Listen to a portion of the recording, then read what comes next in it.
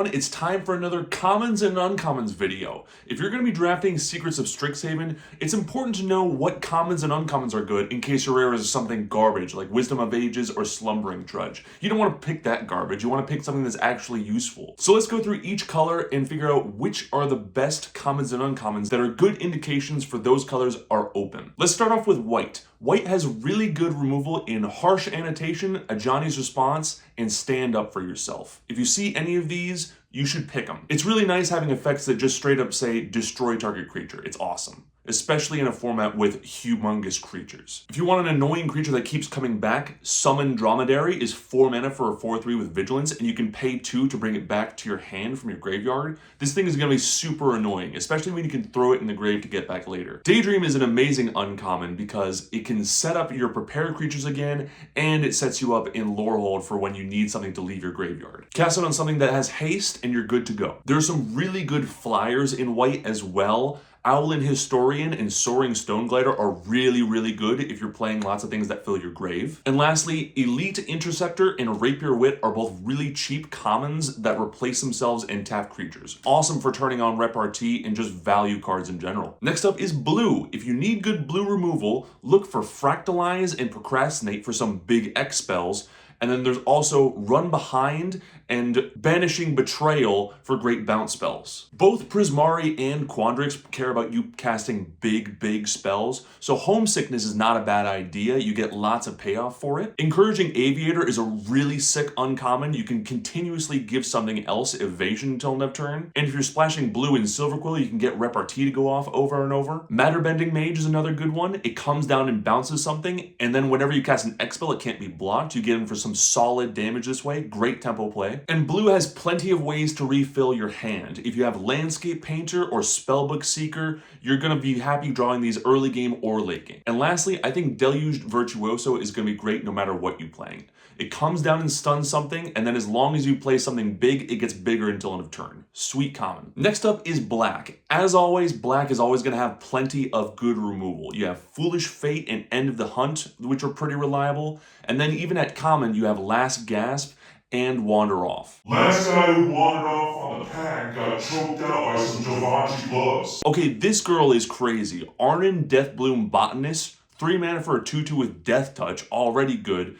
Whenever a creature you control with toughness 1 or less dies, you drain your opponent for 2. This thing is awesome. If you're going to be playing lots of Inklings or Pests, this thing is stupidly good. If you're playing either Silverquill or Witherbloom, both Melancholic Poet and Dissection Practice are both really good because they care about targeting things and gaining you life. Like Arnon, I also think Leech Collector is really good, just repeatedly drain your opponent of life. Plus, look how happy she is. And lastly, we got Sneering Shade Rider. He's got flying, and when he comes down, your opponent loses 2 and you gain 2. He's got life gain, he's got evasion, just totally solid common. Next up is red. No matter what you're running, both Impractical Joke and Unsullied Mockery are both really good removal. And then if you're playing Opus or a deck that cares about casting really high cost spells, Heated Argument and Artistic Process are both really good. Artistic Process is just crazy. So many modes and all of them are good. Charging Strife Knight, holy crap, this thing is so good. They reprinted Mad Prophet, but he's cheaper and he's bigger. He's just always good. He's great early game to get in for damage, and he's great late game for card advantage. This is so good. There's also Thunderdrum Soloist. You can just keep on casting spells and dealing damage. You don't even have to attack. And he's a 1/3 with reach, so he can block. Rubble Rouser is really sick because he comes down and he gives you card advantage. And then you can also exile stuff from your graveyard to trigger your own lower hold abilities and ping your opponent at the same time and ramp you. He's just totally solid. I think he's really good. Maybe the best red common. Goblin Glassright is also totally solid. Make a treasure so you can ramp faster. And then also, it's a spell that replaces itself. If you care about casting lots of spells, he's awesome. And last up is Tome Blast. It might not seem like much, but being able to throw it in your grave and then cast it later is always going to be great. And then even if you cast it from graveyard, it's gonna have Opus go off, because Opus doesn't care about the mana value of the spell, it cares about how much mana you cast it. So flashing back spells still turns on Opus. Next up is green. Green is always gonna have good fight spells, and this time around we got Chelonian Tackle to make something big. And then you've also got Barrage. These are both going to be really good if you can get one of the green or black creatures with Death Touch, because you can just insta-kill anything. A hodgepodge of Frog Mirage and a Barrage Garage. Anyways, there's going to be lots of flyers and things in graveyards to kill, so Glorious Decay is always going to be good, even good enough to main board, I'd say. Noxious Newt is totally solid because it's got Death Touch and it can ramp you. Pestbrood Sloth is totally sweet because it's big, it's got reach, and it replaces itself with 2 pests when it dies. And if you're playing green just to ramp, both Topiary Lecturer and Studious First Year are both solid picks. They're going to get you lots and lots of mana. Shopkeeper's Bane is just nice to get in for some damage and to gain yourself some life. And if you can make it bigger, all the better. And last, we have Wild Hypothesis. Make a creature at any point in the game and surveil 2, just totally solid. And now some good picks in each of the 2 color combos. I'm not going to get into each and every single one, but if you see any of these, it's a good indication that those colors are open. First up is Silverquill with Killian's Confidence. This thing is super annoying. It's going to turn on Repartee every single turn. You're just going to keep on looping it back. If they don't have a way to kill this out of your graveyard, it's going to annoy them for the rest of the game. Snooping Page is really annoying. Get in for some unblockable damage and get card advantage. Abigail is going to be an amazing Repartee enabler this time around. Anytime you cast a creature, you're going to be able to enable Repartee really easily. And then, of course, Silverquill Charm is always going to be good. This is maybe the best charm in Limited, this or Prismari Charm. It's got 3 modes and all of them are useful. Also, shout out Social Snub for just being hilarious. You can't sit with us. Next up is Prismari. Vibrant Outburst is so sick. Bolt something and tap something down at instant speed. It's always going to be good. This is maybe my favorite Prismari card. Either that or Prismari Charm itself. It's got 3 modes and all of them are really good for Limited. And then Spectacular Skywell and Elemental Mascot are both 1/4 flyers that have abilities when you cast something that triggers Opus.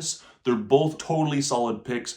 Flyers are so important in this format, trust me. And then quick shout out to Visionary's Dance. You might not be able to cast this card, but no matter what colors you're playing, this is always good to discard. So if you find yourself needing card advantage late in pack 3, this thing is not a bad pick no matter what colors you're running. Next is Witherbloom. I said it before and I'll say it again. Bogwater Lumerette is your best friend. You just play the game, keep playing creatures, and you gain life every turn. It's awesome. Get as many of these as you can. In a similar vein, Teacher's Pest, also totally sweet. You're gonna get in for some life gain every single turn, and it's gonna come back. It's so good. Grapple with Death is a totally solid removal spell, and it triggers Infusion. And then we've got Old Growth Educator. It's a 4-mana 4/4 with Reach and Vigilance, and if you've gained life, it gets bigger.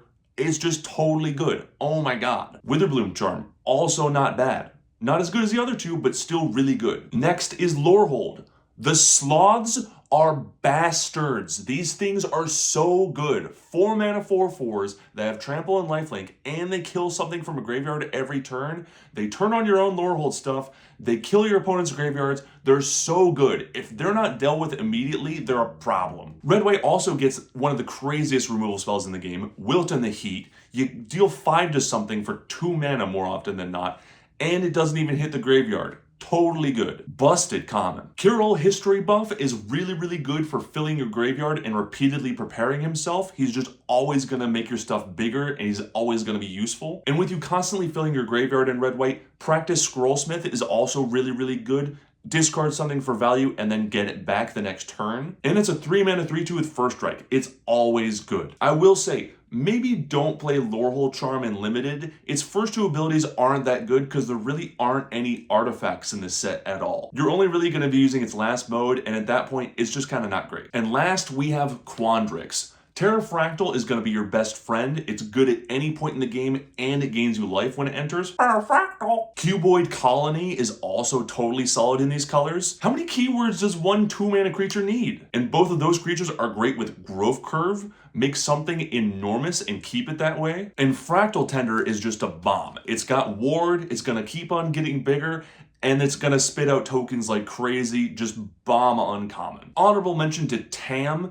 This thing is great if you're playing into Witherbloom as well, and it's going to give you card advantage. It's just a little bit slow. So what do you guys think of Secrets of Strixhaven? Were there any commons and uncommons that I missed? Let me know, and I hope you all have a great time drafting this set. Just remember, it's not about the magic, it's about being prepared.